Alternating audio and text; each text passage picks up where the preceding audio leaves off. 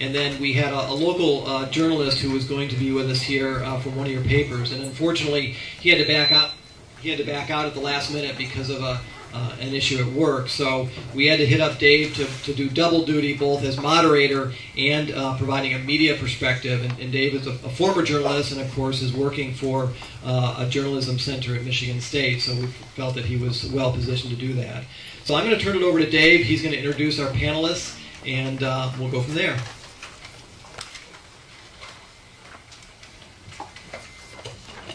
Thanks, Matt.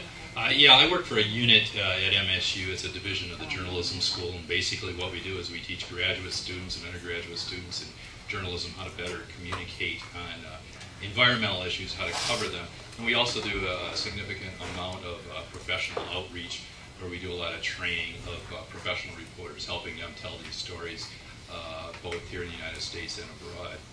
I think what we're going to do is I'll introduce our speakers right now up front, and then we'll bring them up one at a time. To my immediate left, your right, is Dr. Al Steinman. He's director of Grand Valley State University's Annis Water Resources Institute. That's located at the Lake Michigan Center in Muskegon.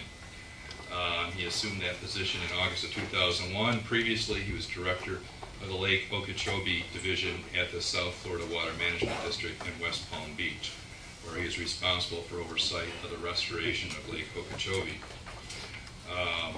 He has served on the Muskegon Area-Wide Plans Implementation Committee, the Muskegon Lake Public Advisory Council, and the Mona Lake Watershed Council's Technical Committee. Next to him, we have Frank. Frank is a special assistant to the director of the Michigan Department of Environmental Quality. He advises on policy and program issues across the breadth of DEQ. He serves as a facilitator of the DEQ Environmental Advisory Council and the Agriculture and Rural Communities Roundtable. He formerly served in the DEQ Waste and Hazardous Materials Division, most recently as the Assistant Division Chief. Senator Gerald Van Workum served for 28 years as a teacher and administrator in the field of Christian education. He retired in June of 1997. However, he won election to the State House of Representatives in 1998, and in 2002 won his seat as state senator. Senator Van Workum introduced a Senate resolution calling on Congress to fully fund the Great Lakes Legacy Act, which authorizes $270 million to clean up Great Lakes areas of concern. He's worked with the legislature and the administration to fund the cleanup of areas of concern in the Muskegon area. As a state representative, he introduced a resolution to support and encourage the Department of Environmental Quality to complete appropriate and cost-effective evaluation to remediate the contamination in the Tannery Bay area of White Lake. And then there's me. I've been at Michigan State for 5 years now. Prior to that, I was a reporter, and I'm always hesitant to say that because it kind of sounds like I used to be a real person. I used to have a real job, and then I went into academia. But I do have a significant history in covering environmental issues and covering areas of concern. I went to Michigan State and majored in journalism and minored in environmental studies. The plan all along was to cover the environment, and my big break along that line was covering the St. Clair River area of concern. Anybody here from St. Clair River? Oh, great. That's great. Probably about 25 years or so ago, if you can remember the blob that oozed out of Sarnia and into Lake St. Clair River. That was a story that I probably lived and breathed for. I gave up well over a year of my life to cover. Hey, great break for me. Usually what's lousy for society is pretty good for journalists. so that works out well. We discussed earlier the rules. What we wanted to do is each of us speak for about 15 minutes, and then we take questions.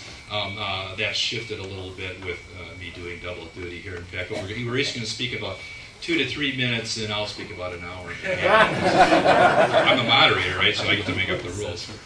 No, we'll continue with the 15-minute rule.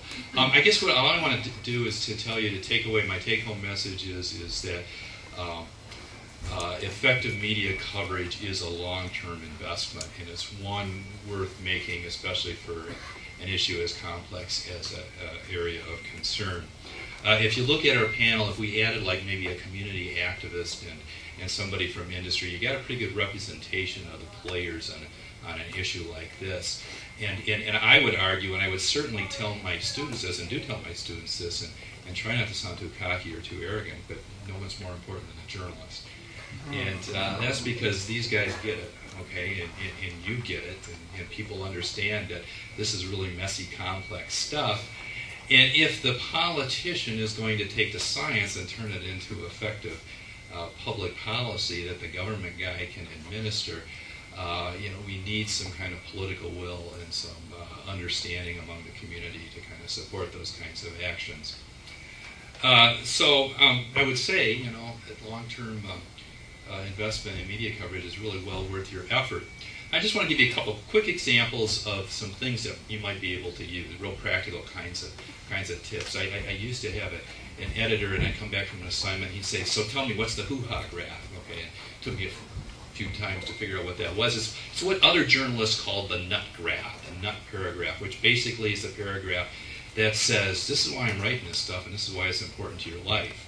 And it tells the editor, this is why it's important to make room in your doggone newspaper to write these wonderful things I'm about to tell. And if I was trying to pitch a story as someone from an area of concern, I would write my own nut graph. It would be one sentence long, and it would have a laser focus. And I would make a game out of it. I would see if I could make my nut graph be the journalist's nut graph. And I would repeat that nut graph over and over and over again. And I would, every document I brought, everything I had to say would support that nut graph. Now the problem is how do you boil it down to a nut graph? And I think what you have to think of is you're not trying to tell the whole story. Effective media coverage is worth a long-term investment in relationship with a reporter. Okay, you're going to tell your story, you're going to create context over a period of time by hammering it from a variety of angles over and over again. You also need a hook, and you're really, really lucky. You guys all have a hook. Your hook is near Diamondale in a vacant field. It's just a little southwest of Lansing. And that is an area that is 82 miles from the closest Great Lakes. It is also the point in Michigan that is the farthest from any Great Lake, okay? And it's only 82 miles away. So when you've got 20% of the world's fresh surface water, the journalist has got a great tool to use. You've got a great tool to use, and I would constantly link your area of concern to the fate of the Great Lakes. The other thing I would say images are a real big thing, okay? So don't be afraid to bring photographs that you've taken. Better yet, bring suggestions of images that maybe your local newspaper could shoot or your local television station could go out and do. But think not only traditionally, but